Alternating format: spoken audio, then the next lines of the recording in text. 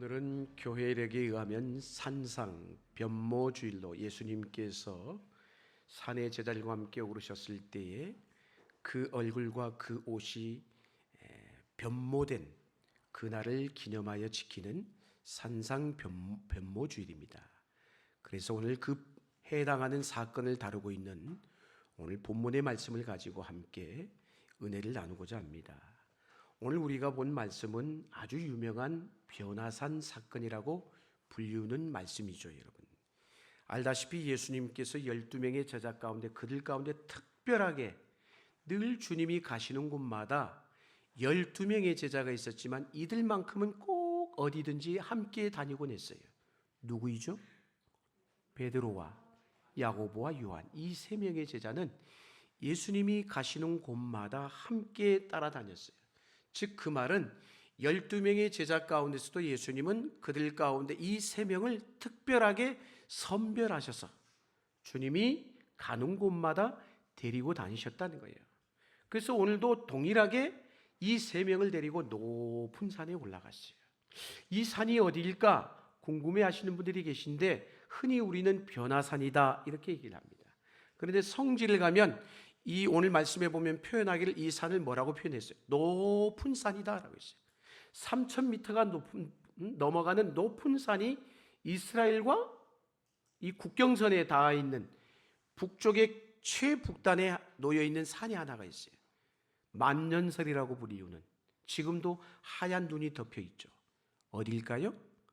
헐몬산이에요. 바로 그 산에 오르셨다라는 것이죠. 그런데 그 오르실 때 이 세 명의 제자와 함께 올라갔다는 말은 뭘까요?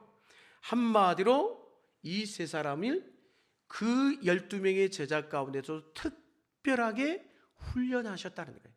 핵심 멤버라는 거예요. 그래서 사도행전 말씀에 올라가 보면은 사도행전 말씀을 들여다보면 어때요? 예루살렘 교회의 핵심적인 멤버 중에 지도자 중에 하나가 누구냐? 바로 오늘 이 세 사람이라는 것이에요. 사도행전 말씀을 찬찬히 한번 보세요. 여러분. 이 세 사람을 중심으로 해서 복음이 전해지고 놀라운 성령의 역사가 일어났던 것을 우리는 알고 있습니다. 여러분. 그런데 자, 오늘 이 높은 산에 올라갔을 때 어떤 일이 일어났을까요? 그 일어난 사건을 오늘 본문 3절에 이렇게 우리에게 증거해 주고 있습니다. 3절 말씀 우리 같이 한번 읽겠습니다. 시작.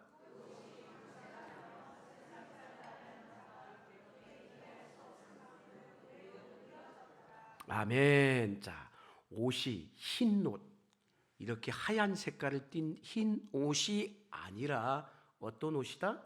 광채가 나는 흰 옷이다 이렇게 표현하고 있습니다. 그러니까 그런데 이 옷만 변한 게 아니에요.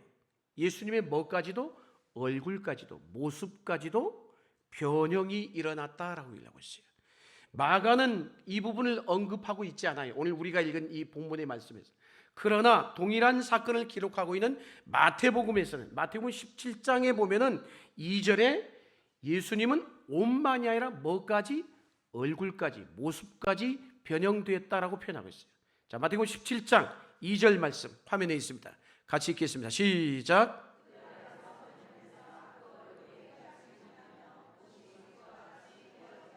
아멘. 얼굴이 어떻게?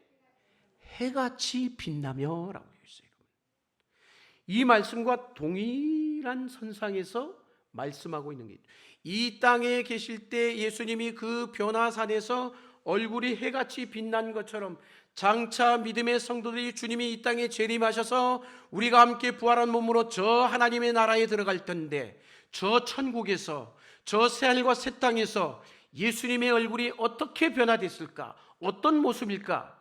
사도 요한은 요한계시록에서 요한계시록 1장 16절에 이렇게 표현하고 있어요.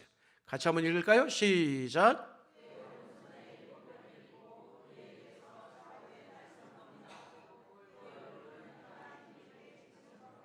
아멘. 같아요, 달라요? 표현이 비슷하죠, 여러분. 자, 마태복음에서도 그 얼굴이 해같이 빛났다라고 얘기하고 있고 장차 들어갈 하나님의 나라 천국에서 주님의 얼굴을 뭐라고 표현하고 있어요? 해가 힘있게 비치는 것 같더라 이렇게 표현하고 있습니다. 여러분 구약 성경에 보면 하나님을 만난 사람이 있죠. 하나님의 정면의 얼굴을 보지 못했지만은 뒷모습을 살짝 스치듯 본 경험한 목격한 사람이 있어요. 누굴까요? 모세. 구약 성경에 나오잖아요, 여러분. 모세가 하나님의 영광을 살짝 스치듯 지나갔는데도 불구하고 그 하나님의 영광된 모습이, 그 영광이 빛이 누구에게? 모세에게 반사가 됐어요. 반사가 돼서 이스라엘 백성들이 모세의 얼굴을 쳐다보지를 못했어요. 그래서 어떻게 했어요? 얼굴을 수건으로 가릴 정도로. 그만큼 하나님의 영광을 보고 이스라엘 백성이 어떻게 했다는 거예요? 두려워했다라고 얘기하고 있어요. 뭘 얘기하는 걸까요? 예수님은 빛이시다는 거예요. 빛의 원천이셔요. 흔히 우리가 이렇게 보는 빛 정도가 아니라는 거예요, 여러분. 예수님의 변형은, 그러니까 오늘 이 본문의 사건은 이런 얘기인 거예요, 여러분. 표현하자면 예수님이 이 땅에 인간의 몸을 입고 오셔서 인성을 가지신 예수님이 변화산에 오르셨는데 제자들과 함께 잠깐, 그 순간 일시적으로 인성을 가지신 예수님이셨지만 얼굴이 뭐예요? 광채로 해같이 빛날 정도로 신성의 얼굴로 변모하신 것이에요. 그걸 보여준 사건인 것이에요. 잠깐 하나님의 아들로서의 본질의 얼굴이 무엇으로? 빛으로, 광채로 드러난 것입니다, 여러분. 또 하나의 경이로운 사건이 뭐예요? 예수님이 옷만이 아니라 얼굴이 해같이 빛나고 또 어떤 놀라운 사건이 일어났어요. 변화산에서 세상에 죽은 줄로만 알았던 엘리야와 모세가 그들 앞에 탁 나타난 거잖아요. 구름 속에서요. 두 사람은 어떤 인물이에요? 구약의 대표적인 상징적인 인물이죠, 여러분. 이스라엘의 최고의 거장 중의 거장이에요, 이 두 사람은. 모세라고 하면 시내산에서 하나님의 영광을 경험한 사람이죠. 엘리야는 이세벨의 뱉은 한마디 때문에 두려워서 도망가가지고 호렙산에서 하나님의 영광을 목격한 사람이에요. 그런 의미에서 두 사람은 거장 중에 거장이고 공통점을 갖고 있는 거예요. 하나님의 영광을 경험한 자이기 때문이에요.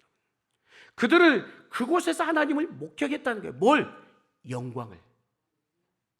모세는 알다시피 율법을 받은 자이고 엘리야는 선지자 중에 위대한 선지자이죠, 여러분. 두 사람은 그런데 예수님과, 여러분 보세요. 엘리야 선지자와 모세와 누구와 만난 거예요? 예수님과 만난 거예요. 세 사람이.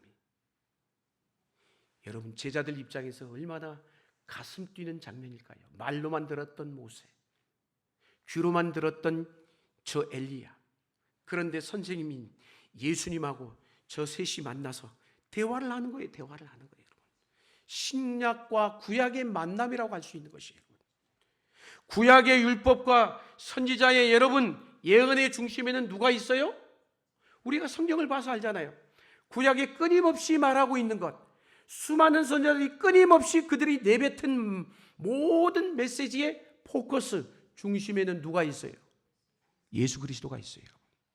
장차 오실 예수 그리스도, 메시아에게 초점이 맞춰졌잖아요.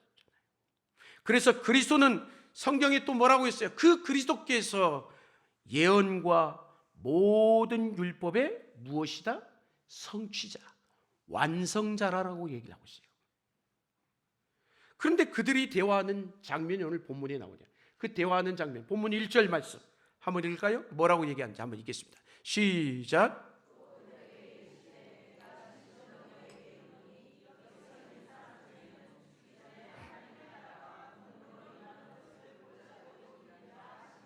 아멘. 죽기 전에 하나님의 나라가 권능으로 임하는 것을 볼 자들로 있느니라. 무슨 말인지 알아요, 여러분? 이 말이 그 당시에 제자들도 이게 도통 무슨 말일까 알 수 없었지만, 그래서 마가도 이 말씀의 내용이 뭔지를 설명하고 있잖아요. 언급하고 있지 않은데 동일한 사건을 기록하고 있는 복음서 중에 하나인 누가복음에서는 이 부분을 이렇게 해석하고 설명하고 있어요. 누가복음 9장 31절 말씀 같이 한번 읽겠습니다. 시작.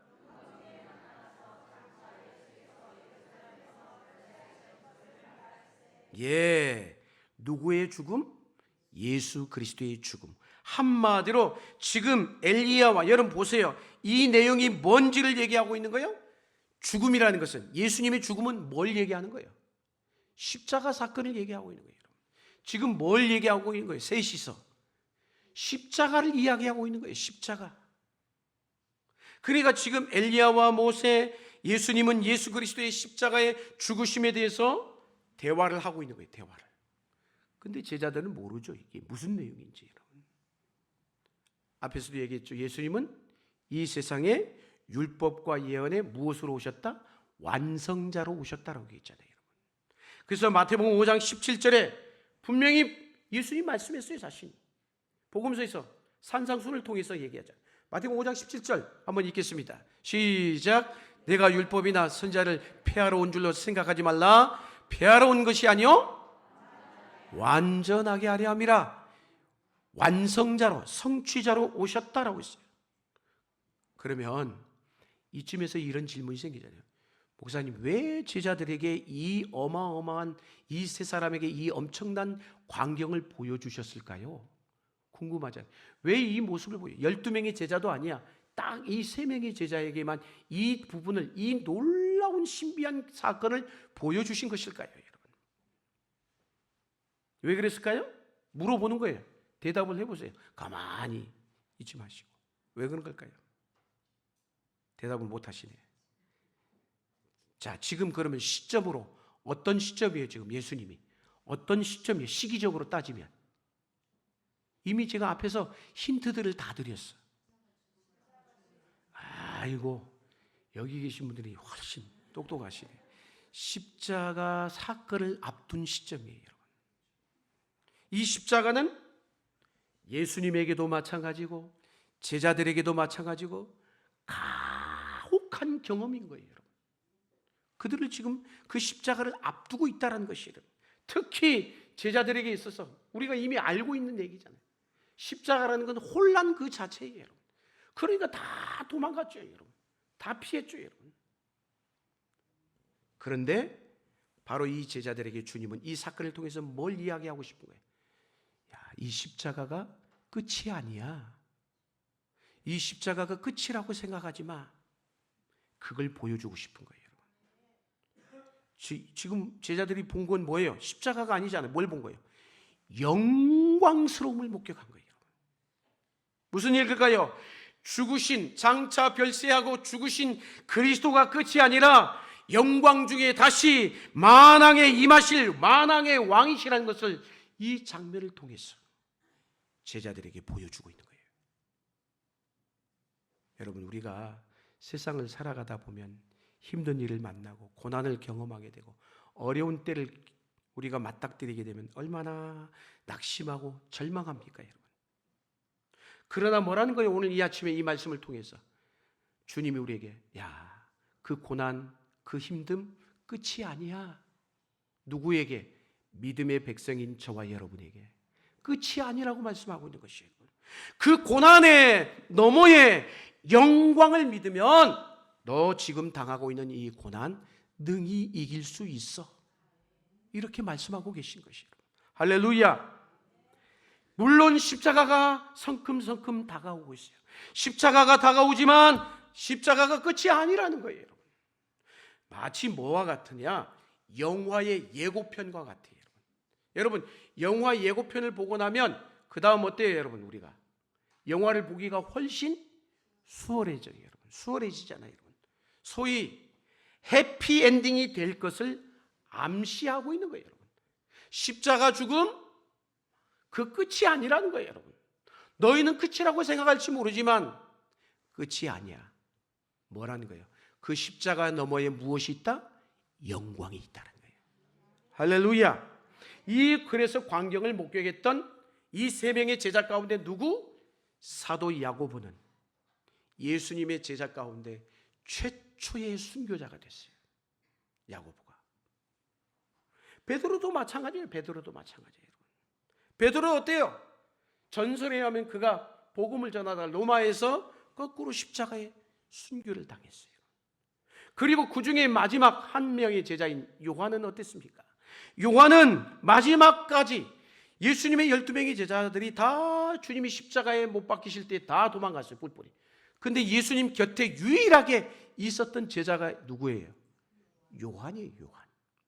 요한이 주님 곁을 지켰고요, 마침내 밤모섬에 유배당했을 때 그 고난 가운데 있는 그에게 주님께서 천상의 모습을 환상을 통해 보여주면서 뭐라는 거예요? 절망하지 말라는 거예요. 실망하지 말라는 것이에요. 그래서 그 모습을, 그 영광스러운 모습을 누가 봤어요? 요한이 봤단 말이에요. 요한이 보면서 뭐예요? 쉽게 얘기하면 주님께 진짜 마지막 순교자로 사랑받는 제자가 된 거예요. 본인이 고백한 것처럼 요한복음에서 주께서 사랑하시던 제자, 그렇게 된 거예요. 한마디로 뭐예요? 이 세 명은 그 이후에 기꺼이 십자가의 길을 걸어갈 수가 있었어요. 십자가의 길을 걸어가면서 아마도 오늘 본문에 나오는 이 변화산의 사건을, 이 영적 체험을 지우지 않고 가슴에 간직했을 거예요. 가야지. 이 고난의 십자가의 건너편에 있는 저 영광스러움을 바라보면서 한 걸음 한 걸음 나아갈 수가 있었던 것이에요. 뭘 봤기 때문에? 변화산에서 이 어마어마한 영광스러움을 경험했기 때문인 것이에요. 할렐루야. 그래서 변화산 사건은 이 세 명의 제자들에게 중요한 사건인 것이에요. 높은 산으로 데리고 갔다 그러겠어요. 여러분, 높은 산으로 데려갔다는 건 뭘 의미하는 걸까요, 여러분? 높은 산이라는 것은 우리가 그렇잖아요. 세상과는 거리를 둔 특별한 장소인 것이에요. 세상과는 거리를 둔 특별한 공간적 이미지가 있는 것이에요. 여러분, 산 아래는 세상이 시끄럽고 혼란과 소음이 가득한 곳이 산 아래예요. 이 세상이에요.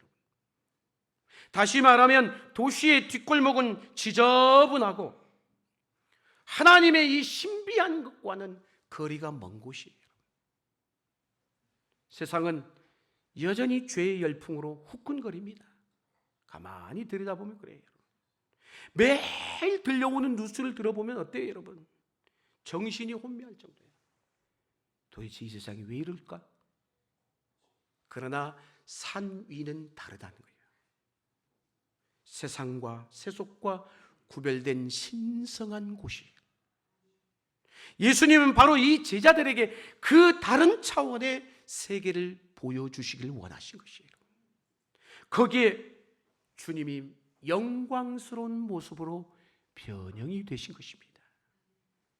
이전에는 한 번도 경험한 적이 없는 그런 모습으로 말입니다. 주님이 입으신 옷과 주의 얼굴에서 나오는 그 영광의 광채에 제자들이 어땠을 것 같아요? 압도당했을 것이에요. 압도당했을 것이에요. 제자들로서는 그 황홀함의 극치를 경험하는 정말 평생에 지울 수 없는 순간이었을 거라는 것이에요. 그래서 사도 바울은 그런 얘기를 하잖아요. 로마서 8장 18절, 우리가 잘 아는 말씀 한번 읽을까요? 읽겠습니다. 시작.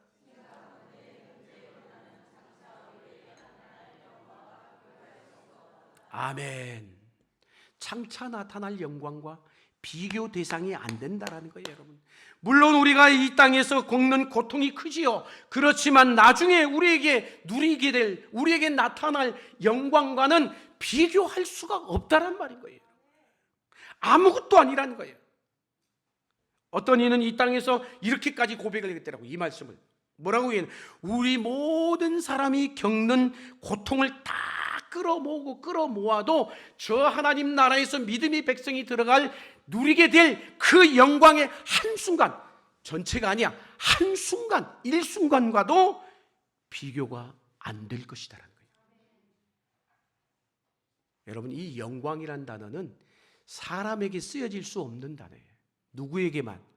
신적 존재인 하나님에게만 쓰여질 수 있는 단어인 것이에요. 아무튼 이 변화산 사건은 모든 어둠을 걷어내고도 남을 만한 사건이었다는 것이에요. 변화산에서의 그 신비로운 체험은 결국 제자들의 살아가는 일평생의 영적 추억이고 자산이었을 것입니다. 사랑하는 여러분, 우리도 신앙생활 하면서 그러잖아요. 우리가 예전에 경험했던 신비로운 하나님의 임재의 사건, 하나님을 만난 경험, 하나님의 은혜를 누렸던 경험했던 그 모든 것들은 이 세상의 어려움의 현실을 살아가는데 그것이 나에게 위로가 되고 힘을 주잖아요. 떠올리면 밤무섬에 갇혀 있었던 사도 요한에게도 마찬가지예요. 하늘의 계시, 환상이 그에게 주어졌어요. 여러분, 그것은 당시 고난받는 믿음의 성도들에게 위로와 격려의 메시지였던 것이에요. 여러분, 물론 그렇죠. 고통받는 현실만 바라보면 한순간도 버텨내기가 어려워요. 그렇지만 그 너머를 보는 눈이 열리면요, 우리에게 무엇이 있어요? 소망이 있는 거예요. 소망이.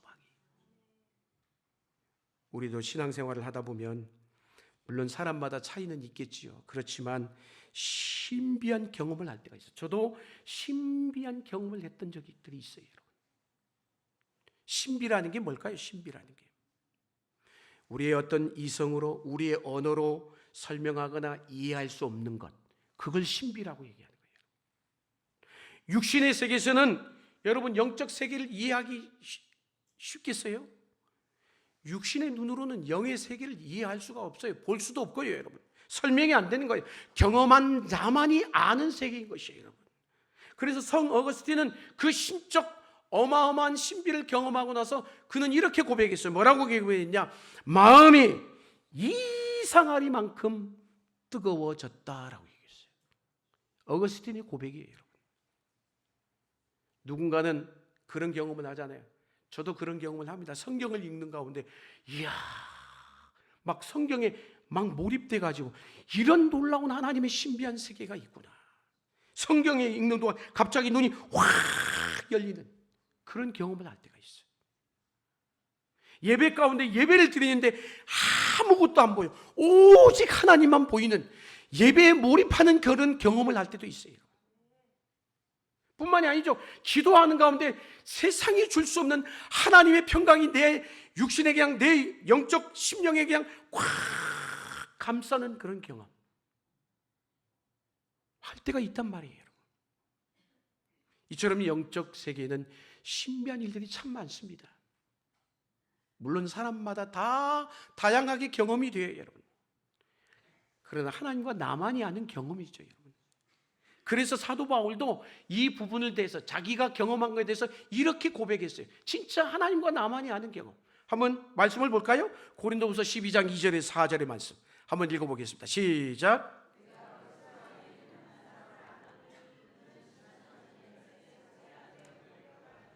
그가 몸 안에 있었는지 몸 밖에 있었는지 나는 모르거니와 하나님은 아시느니라. 내가 이런 사람을 아노니 그가 몸 안에 있었는지 몸 밖에 있었는지 나는 모르거니와 하나님은 아시느니라. 그가 낙원으로 이끌려가서 말로 표현할 수 없는 말을 들었으니 사람이 가히 이르지 못할 말이로다. 아멘. 바울의 말이에요. 바울의 말. 감사합니다. 자, 보세요. 누구의 고백이에요? 바울 자신의 얘기예요. 몸 밖에 있었는지 몸 안에 있었는지 하나님과 나만이 안다. 그런데 뭐라고 얘기하고 있어요? 자기 얘기를 하면서 마치 제3자 입장에서 남 얘기하듯 뭐라고 표현합니까? 그리스도 안에 있는 한 사람을 내가 아노니. 3절에서는 내가 이런 사람을 아노니. 자기 얘기예요. 자기 얘기. 자기 얘기인데 마치 남 얘기하듯 얘기하고 있는 거예요. 왜 이랬을까요? 이게 아무나 경험할 수 있는 게 아니기 때문인 것이에요. 바울은 즉 자신이 엄청난 신비한 3층 천의 경험을 체험을 하고 난 이후에 이걸 자랑하고 싶지가 않은 거예요. 자랑하지 않으려고 저렇게 표현한 거예요. 여러분, 단지 그 사람을 내가 알고 있다라고요. 그게 자기잖아요. 여러분, 개인적인 체험에 대해서 뭐라는 거예요? 한마디로 말을 굉장히 아끼고 있는 거예요. 아끼고 있는 거예요. 그 체험은 엄청난 체험인데도 아끼고 있는 거예요. 여러분, 자신의 체험을 이야기해도 왜? 온전히 이해할 수 있는 사람이 없을 뿐더러 오히려 얘기하면 오해만 낳을 가능성이 있기 때문에 그런 것이에요. 여러분, 자신의 체험을 이야기를 하다 보면 내가 드러나겠어요? 하나님이 드러나겠어요? 내가 드러날 위험성이 높단 말이에요. 그렇기 때문에 저렇게 표현한 거예요. 여러분, 사랑하는 여러분, 오늘날 보면은 성도들 가운데 보면은 체험을 중요시하는 성도들이 많아요. 있어요, 여러분. 그러나 세계 교회사의 역사 속에도 그런 일들이 비일비재했어요. 수도원 운동이 일어나면서 내가 체험한 게 최고야 그러면서 마치 자기가 더 높은 하나님의 영적 기둥에 올라가면서 자기 영적 체험을 자랑하곤 했단 말이에요. 그건 교회사에도 드러나 있어요, 여러분. 구약시대에도 마찬가지죠. 구약시대에도 히브리어로 영광, 쉐키나라는 단어를 쓰는데 그 영광을 목도한 일들이 여러분 구약성경에 얼마나 많이 나옵니까? 심지어 이사야 선지자 한 예를 들면 이사야 선지자가 성전에서 그 어마어마한 영광스러움을 경험했잖아요, 여러분. 이처럼 하나님은요, 당신의 영광을 독특한 방식으로 나타내실 때가 있습니다. 여러분 어떻습니까?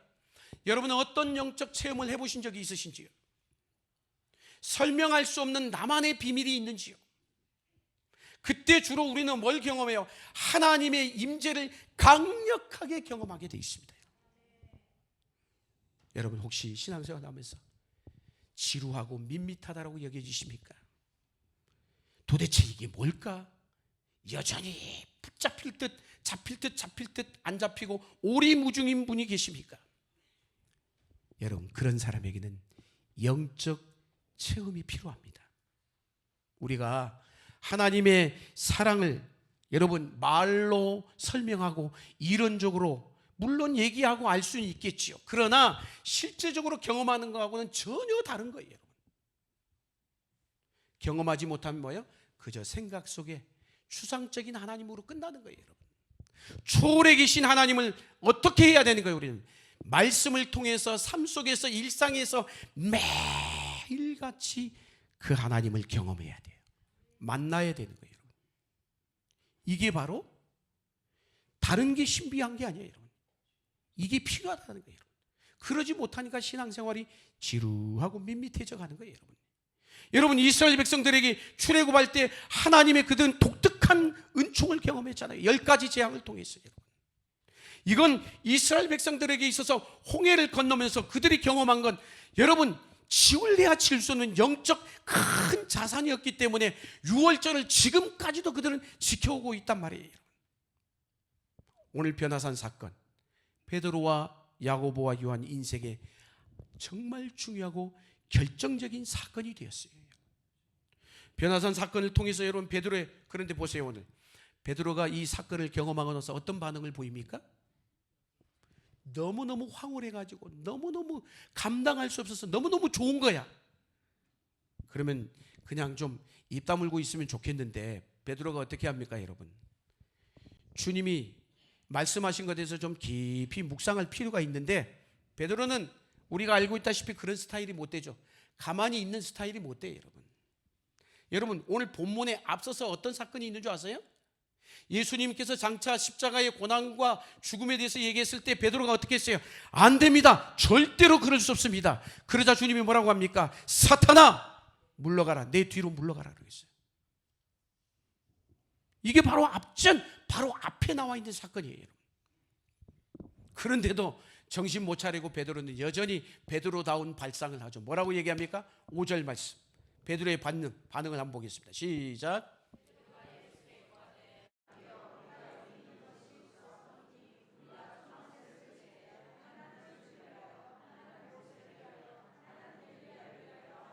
아멘.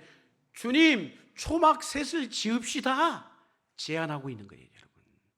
베드로는 이것이 뭐라고 생각했어요? 이것이 바로 자기가 제안하는 게 이게 주님을 위한 일이라고 생각했어요. 그거는 그러나 본인의 착각인 거예요, 여러분. 근데 본문 6절에 어떤 얘기가 나와요? 읽겠습니다. 6절 말씀 시작.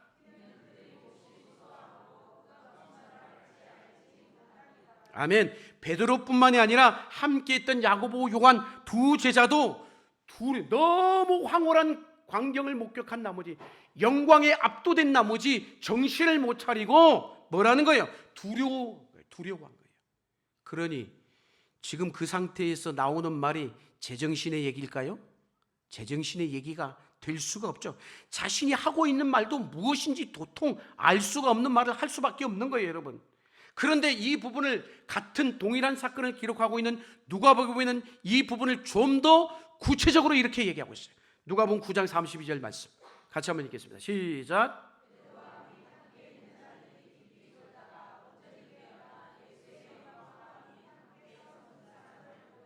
아멘. 여러분, 저 대목을 보면 무슨 생각이 딱 이렇게 겹치면서 생각이 안 드세요? 예수님은요, 어디를 가시든 이 세 명을 데리고 가셨다고 얘기했잖아요. 예수님은 산에 오르실 때마다 예수님은 뭘 하시곤 했어요? 기도를 했어요. 우리가 잘 아는 겟세마네 동산에서도 마지막 십자가를 앞두고 기도하셨잖아요. 그런데 그때 제자들의 모습, 지금 변화산에서의 영광스러운 모습을 보고도 여러분 함께 있는 이 세 제자의 모습 같아요, 달라요? 어떤 부분이 같아요? 졸고 있다라고 했어요, 여러분. 그렇죠? 늘 우리가 지금 겹쳐지는 장면 중에 하나이죠, 여러분. 그런데 오늘 말씀을 보면 그냥 좋은 정도가 아니야. 깊이 졸았다라고 했어요. 본래 이렇게 따라다니면 피곤한 거예요. 여행을 가봐도 알잖아요.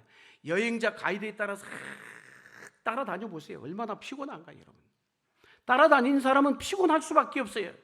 또 어때요, 여러분? 육체적으로도 그냥 오름 정도가 아니야. 높은 3,000m가 넘는 헐몬산이란 말이에요, 여러분. 그 산에 올랐으니까 얼마나 피곤하겠습니까? 지치겠습니까? 그러다 보니까 3,000m가 높은 산이다 보니까 어떻게 되겠어요? 산소 결핍 현상도 아마 있었을 거라고 생각이 됩니다, 여러분. 그러나 그건 이유가 될 수가 없어요. 진정한 이유는 근본적인 원인은 뭘까요? 영적 무지로 말미암아 잠이 들었을 가능성이 크다라는 것이에요. 갑작스러운 사건 앞에 이게 그들이 수용이 되겠어요, 안 되겠어요? 소화가 안 되는 거예요, 소화가. 그래서 졸다가 헛소리를 하는 거예요, 여러분. 주여 여기다가 초막셋을 지읍시다. 참 베드로는 문제가 많아요, 여러분. 우선 뭘까요? 어떤 문제일까요? 예수님은 인간이 만든 초막에 같이 계실 분이에요? 아니잖아요, 여러분. 또한 모세와 엘리야를 세상에 예수님과 동일선상에서 지금 놓고 보고 있는 거예요, 여러분. 어떻게 예수님하고 이 둘하고 같겠어요, 여러분? 같을 수가 없어요, 여러분. 예수님은 하나님이시다는 거예요, 여러분. 차원이 다른 분이에요, 그분들하고는. 그리고 초막을 짓고자 하는 말은 뭘까요? 본말 전도가 될 가능성이 많아요. 본래의 본질은 뭐예요, 지금? 중요한 것은 예수님이지, 예수님. 그런데 베드로는 뭐에 더 신경 쓰고? 초막에다 더 신경 쓰고 있단 말이에요. 그래서 뭐라고 얘기합니까? 베드로의 결정적인 실수가 나와요. 여기가 좋사오니, 여기가 좋사오니. 변화산 체험, 그들이 경험한 것 중에 최상의 체험이 있을 것이에요. 그보다 더 좋을 수는 없어요, 여러분. 베드로의 모습에 동의가 되는 부분이 있어요. 뭐냐? 저도 그래요. 저도 이전에 기도원에 가서 기도하면서 금식하고 기도할 때는 은혜를 받으면요, 산에서 내려가고 싶지가 않아. 구름 위의 삶을 살고 싶지 저 죄악 많은 세상에 내려가 가지고 발을 담그고 싶지가 않다는 거예요. 마찬가지로 우리도 부흥의 집회를 해보면 알잖아요. 부흥에서 은혜를 받으면 은혜를 넘치는 사람은 집에 가고 싶을까? 일어나고 싶지가 않아. 그런데 은혜를 못 받으면 시기만 쳐다보고 있어. 언제 끝나나? 빨리 가야 되는데. 여러분, 주님은 변화산에 머물러 계실 분이 아니란 말이에요, 여러분. 그런데 베드로는 여기가 좋사오니, 이게 뭘 문제예요? 뭐가 문제일까요? 주님 앞에서는 변화산이 아니라 무엇이 남아있는 거예요? 십자가의 길이 남아있는 거예요. 오늘 베드로의 말은 툭 터져 나온 말 같았지만 평소에 그 안에 담겨져 있던 말이 나온 거예요, 사실 알고 보면. 십자가를 생각하지 않고 뭘 생각해요? 이 세상에 속한 메시아만을 생각한 거예요. 아직 뭐가 남아있어요? 고통을 통과해야 되는 시간이 남아있어요. 베드로는 자신이 지금 뭔 말을 하고 있는지 전혀 알지도 못해, 스스로도. 여전히 십자가에 대해서 눈이 열리지 않는 제자의 안타까운 모습을 우리에게 보여주고 있단 말이에요, 여러분.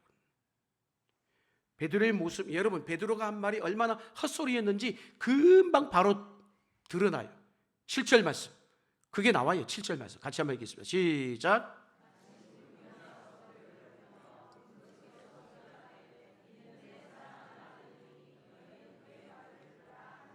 아멘. 황홀한 그 엄청난 영광스러움의 모습은 딱 어느 순간 계속 지속된 거예요? 아니요. 순간 사라져버리고 구름 속에서 소리가 나서 이르되, 마치 예수님이 요단강에서 세례받을 때 모습이 똑같이 나오죠. 뭐라고 얘기합니까? 이는 내 사랑하는 아들이니 너희는 그의 말을 들으라. 하나님의 음성이 명료하게 들려요. 방금 보았던 엘리야와 모세는 온데간데 없이 사라져버리고 뭐가 들리는 거예요? 하나님의 음성, 하나님의 말씀만이 분명하게 들리는 것이에요. 지금 베드로가 헛소리할 때가 아니란 말이에요. 아들의 음성에 귀를, 주님의 음성에 귀를 기울여야 될 때라는 말인 거예요. 체험을 강조하는 신자들의 약점이 뭔지 아세요? 말씀을 소홀히 여긴다는 거예요.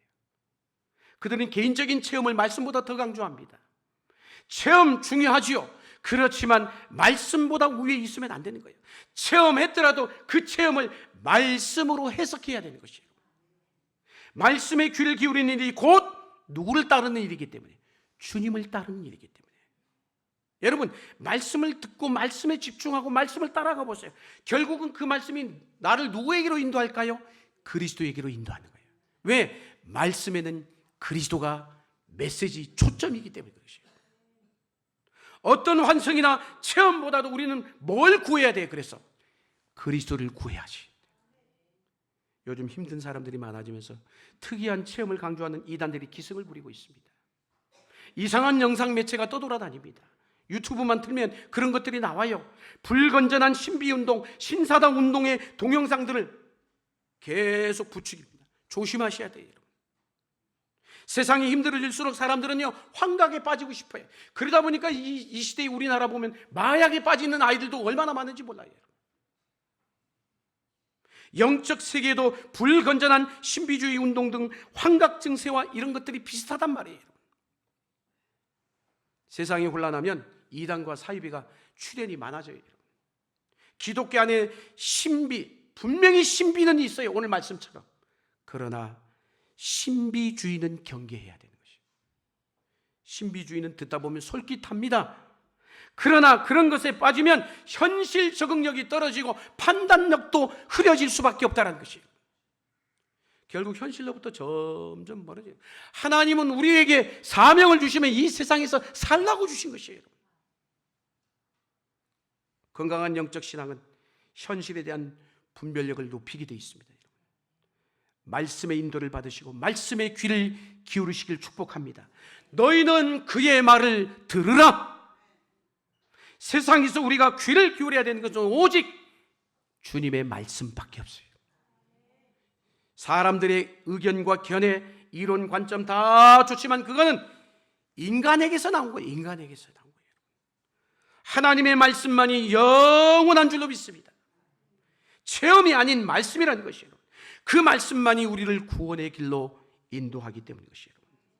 체험은 일시적이지만 말씀은 영원합니다. 오늘 8절에 뭐라고 얘기합니까? 결론이 맞습니다. 8절 읽겠습니다. 시작.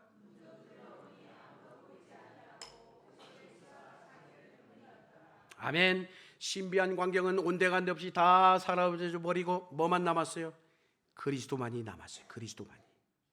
누가복음, 그래서 이 부분 동일한 사건을 기록하고 있는 누가복음 9장 36절 뭐라고 하는지 한번 읽겠습니다. 누가복음 9장 36절 말씀 더 선명하게 읽겠습니다. 시작. 소리가 그침에 누구만 보이더라? 예수만 보이더라. 엘리야와 모세는 사라져 버렸어요. 그들은 물론 성경의 대단한 인물이지만 그리스도를 드러내는 조연일 뿐인 것이에요. 주인공은 예수님이에요. 그리스도와 비교할 수 있는 것은 이 세상에 아무것도 없어요. 그래서 우리는 그리스도에게 집중해야 되는 것이에요. 여러분, 오늘날도 마찬가지예요. 그리스도를 높이셔야 돼요. 여러분, 오늘 예배 자리에도 마찬가지예요. 여러분, 자칫하면 우리는 사람을 따라다닐 수가 있어요. 여러분, 신천지를 보십시오. 신천지가 무엇이 문제예요? 여러분, 교리 공부를 하다 보면요, 결국 끝에 가면 누가 나온 줄 아세요? 이만희 교주가 나와요. 앞에서는 전혀 얘기하지 않아요. 여러분, 전혀 얘기하지 않아요.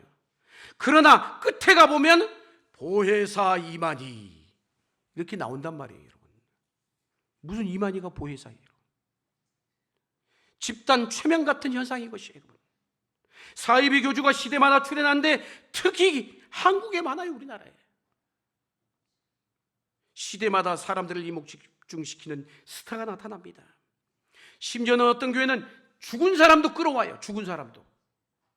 어떤 교회는 이미 목사님이 돌아가셨는데 새 목사님을 모시지 않고 돌아가신 목사님의 설교 테이프를 틀어놓고 예배를 드린다는 거예요.